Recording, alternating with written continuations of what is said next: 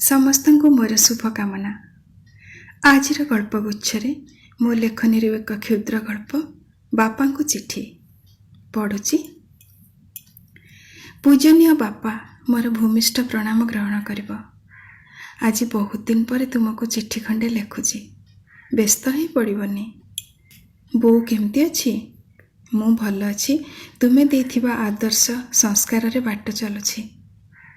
ହେଲେ ଜାଣିଛ ବାପା, ପିଲାଦିନେ ତୁମ ଆଖିରେ ମୁଁ ଯେଉଁ ଦୁନିଆ ଦେଖିଥିଲି, ସେ ଦୁନିଆ ଆଉ ଏ ଦୁନିଆ ଭିତରେ ବହୁତ ଫରକ। ଏଠି ତମ ପରି ଆଉ ବୋଉ ପରି ବେଶୀ ଲୋକ ନାହାନ୍ତି। ପିଲାଦିନେ ରାତି 9 ପାହୁଣୁ ତମେ ଉଠି ପଡ଼ୁଥିଲ, ଆଉ କାଳେ ଖଡ଼ଖାଡ଼ ଶବ୍ଦରେ ମୋ ନିଦ ଭାଙ୍ଗିଯିବ, ବୋଉକୁ ଆକଟ କରି କହୁଥିଲ, ମୋ ମାଆଟା ଶୋଇଛି, ତାକୁ ଉଠାଅନା, ଆଉ ଟିକେ ଯାଉ ସେ ଉଠିବ। ହେଲେ ଜାଣିଛ, ଏଠି ମୋତେ ଉଠେଇ ଦେବାକୁ କେହି ନାହାନ୍ତି। ସମସ୍ତେ ଉଠିବା ଆଗରୁ ମୋତେ ଉଠିବାକୁ ପଡ଼ୁଛି। ରୋଷେଇ ଶିଖିନଥିଲି, ଏଠି ସବୁ କରି ପକାଉଛି। ଥରେ ପରା ମାଛ ବେସର ବୋଉ ଯେମିତି କରେ ସେମିତି କରି ସମସ୍ତଙ୍କୁ ଆଶ୍ଚର୍ଯ୍ୟ କରିଦିଏ ବୋଲି ଭାବିଲି। ହେଲେ ଖାଇବା ଟେବୁଲରେ ତୁମ ଜ୍ୱାଇଁ କହିଲେ, ହଁ ଚଳିବ, ହେଲେ ମୋ ମମିଙ୍କ ପରି ସେ କରିପାରିଲାନି। ରୋଷେଇ ଘର କବାଟ ଆଢ଼ୁଆଳରେ ଥାଇ ଦେଖୁଥିଲି, ସମସ୍ତେ ହାତ ଚାଟି ଚାଟି ଖାଉଥିଲେ। ହେଲେ ତାଙ୍କ ମମିଙ୍କ ପରି କରିପାରିଲିନି ବୋଲି ସେଇ ଅବଶୋଷରେ ମୁଁ ସେଦିନ ଠିକ୍ରେ ଖାଇପାରିନଥିଲି। ସେତେବେଳେ ଭାବୁଥିଲି ସବୁ ଦୋଷ ବାପା ତୁମର। କଲେଜରେ ପଢ଼ିଲା ବେଳେ ଥରେ ଅଣ୍ଡା ଅମଲେଟ୍ କରିଥିଲି ବୋଲି ତମେ ବହୁତ ଖୁସିରେ ଖାଇଥିଲ, ଆଉ କହିଲ ମୋ ଝିଅ ପରି କେହି କରିପାରିବେନି, ତୋ ବୋଉକୁ ଟିକେ ଶିଖେଇ ଦେବୁ ତ ମା। ମୁଁ ଖୁସିରେ ନାଚି ଯାଇଥିଲି। ହେଲେ ମୁଁ ଯେତେବେଳେ ସେଇ ଅଣ୍ଡା ଅମଲେଟ୍ ଖାଇଲି, ଏତେ ଅଲଣା ଥିଲା ଯେ ତଣ୍ଟିରେ ଗଳୁନଥିଲା। ବାପା, ମୁଁ ଏଥିରୁ କ'ଣ ବୁଝିବି? ଝିଅର ସଂଜ୍ଞା ଆଉ ନାରୀର ପରିଭାଷାରେ କେତେ ଫରକ। ବାହାଘର ପରେ ବିଦା ହେଇ ଆସିଲା ବେଳେ ମୋ ହାତ ଧରି ଛଳ ଛଳ ଆଖିରେ କହିଥିଲ, ମାରେ, କାହାରି ମନରେ କଷ୍ଟ ଦେଲା ପରି କଥା କହିବୁନି, ଟିକେ ନଇଁଯିବୁ, ସବୁ ସହିଯିବୁ। ଜାମନ ଯେପରି ତା ପାଇଁ ସେପରି ଫଳ ରଖିଥାଏ ବିଶ୍ୱ, ଉଚ୍ଚ ମନା ଉଚ୍ଚେ ଅମୃତ ଲଭଇ ନିଚ ମନା ଲଭେ ବିଷ। ଏହିସବୁ କଥା ତୁମର ମାନି ଚଳିଛି ବାପା। ଜାଣିଛ, ଥରେ ମୋର ଅଫିସରୁ ଆସିବା ଟିକେ ଡେରି ହେଇଗଲା।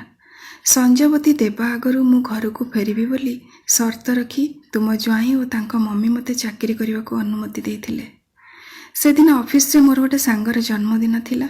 କେକ୍ କାଟି ଟିକେ ହସଖୁସି କରି ଫେରିଲା ବେଳକୁ ଶାଶୁ ସନ୍ଧ୍ୟା ଦେଇ ସାରିଥିଲେ। ଦୁଆର ମୁହଁରୁ ପ୍ରଶ୍ନ ବର୍ଷା, ହଜାର ତାଗିଦ, ଦୁନିଆ ସାରାର ନିୟମାବଳୀ। କଂସାରୀ ଘରର ପାରା ପରି ସବୁ ଶୁଣି ଚୁପ୍ ରହିଲି, ଆଉ ଲୁଗା ବଦଳି ଦେଇ ରୋଷେଇ ଘରକୁ ଯାଇ ସମସ୍ତଙ୍କ ମନପସନ୍ଦର ଜଳଖିଆ ତିଆରି କରିବାରେ ଲାଗି ପଡ଼ିଲି। ନୂଆ ନୂଆ ଏସବୁ ଭାରି କଷ୍ଟ ଲାଗୁଥିଲା, କିନ୍ତୁ ତୁମେ କହିଥିବା କଥା, ଟିକେ ନଇଁଯିବୁ, ସବୁ ସହିଯିବୁ, ମାନି ଚଳିଛି ବାପା। ତମ ନାଁ ମୁଁ ତଳେ ପକେଇନି। ଏଇ କେତେ ଦିନ ହେଲାଣି ମୋ ଦେହ ଟିକେ ଭଲ ନାହିଁ, ଅଣ୍ଟା ଭାରି ବିନ୍ଧୁଛି। ଡାକ୍ତରଙ୍କୁ ଦେଖେଇଲି, କେତେ ପ୍ରକାର ଔଷଧ ଲେଖିଦେଲେ, ଆଉ କହିଛନ୍ତି କେବେ ବି ନଇଁବନି। ଭାରି ହସ ଲାଗିଲା। ଦୀର୍ଘ 35 ବର୍ଷ ହେଲା ନଇଁ ଯାଇଛି ବୋଲି ସଂସାରରେ ତିଷ୍ଠିକି ଅଛି, ଆଉ ଆଜି ଇଏ କହୁଛନ୍ତି ନଇଁବନି। ଗୋଟେ କଥା ମନେ ପଡ଼ିଯାଉଛି, ପିଲାଦିନେ ମୁଁ ଯଦି ଟିକେ ମୁହଁ ଶୁଖେଇ ବସୁଥିଲି, ଭାଇମାନେ କହନ୍ତି, ରାଗିଛୁ କିରେ? ବୋଉ କହେ, କାହାର ଏତେ ସାହସ, ମୋ ଝିଅକୁ କିଏ କ'ଣ କହିଲା? ଆଉ ତମେ ଅଫିସରୁ ଆସି କୁହ, ଆଜି ଘର ଏତେ ଖାଁ ଖାଁ ଲାଗୁଛି, କ'ଣ ହେଇଛି? କିନ୍ତୁ ଏବେ କଥା ପୁରା ନିଆରା ବାପା। ଏଠି ମୁଁ ଯଦି କେବେ କୋଉ କଥାରେ ଟିକେ ଅଭିମାନ କରେ, କେହି ଜାଣିପାରନ୍ତିନି। ନିଜେ ନିଜେ ମୁହଁ ଶୁଖାଏ, ପୁଣି ନିଜେ ନିଜକୁ ଆଶ୍ୱାସନା ଦେଇ କାମରେ ଲାଗି ପଡ଼େ। ଜେଜେ ସବୁବେଳେ ମୋତେ କହୁଥିଲେ, ଆଲୋ, ତୁ ଯେଉଁଦିନ ଜନ୍ମ ହେଲୁ, ତୋ ବାପା ପରା ଆମ ଗାଁ ସାରା ଲଡ଼ୁ ବାଣ୍ଟିଥିଲା। ଗୁଡ଼ିଆକୁ ଡାକି ବାରିରେ ଚୁଲି କରି ପୁରୀ କ୍ଷୀରି କରି କେତେ ଲୋକଙ୍କୁ ଖାଇବାକୁ ଦେଇଥିଲା। ସତରେ ବାପା, ତମେ ଏତେ ଖୁସି ଥିଲ? ହଁ, ହେଇଥିବ ନିଶ୍ଚୟ। ବୋଧେ ଜେଜେମା ସେଇଥିପାଇଁ ମୋତେ ଲକ୍ଷ୍ମୀ ଲକ୍ଷ୍ମୀ ଡାକେ। ହେଲେ ବାପା, ମୋର ଯେଉଁଦିନ ବଡ଼ ମେଡ଼ିକାଲରେ ଝିଅ ଜନ୍ମ ହେଲା, ତାର ପ୍ରଥମ କାନ୍ଦ ଶବ୍ଦ ଶୁଣି ମୁଁ ଖୁସିରେ କାନ୍ଦି ପକେଇଥିଲି।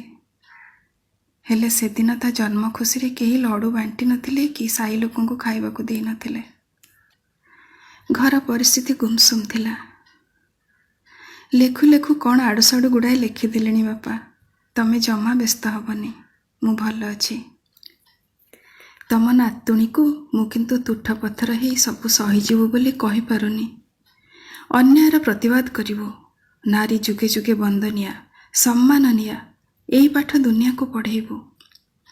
ନାରୀ ନୁହେଁ କାର ପାଦର ପାଣ୍ଡୋଇ, ନାରୀ ନାରାୟଣୀ ସମ, ଏନ୍ତୁଡ଼ିରୁ ଜୁଇ, କ୍ଷମା ଆଚରଇ, ଆଦ୍ୟାଶକ୍ତି ମା ପ୍ରଣାମ।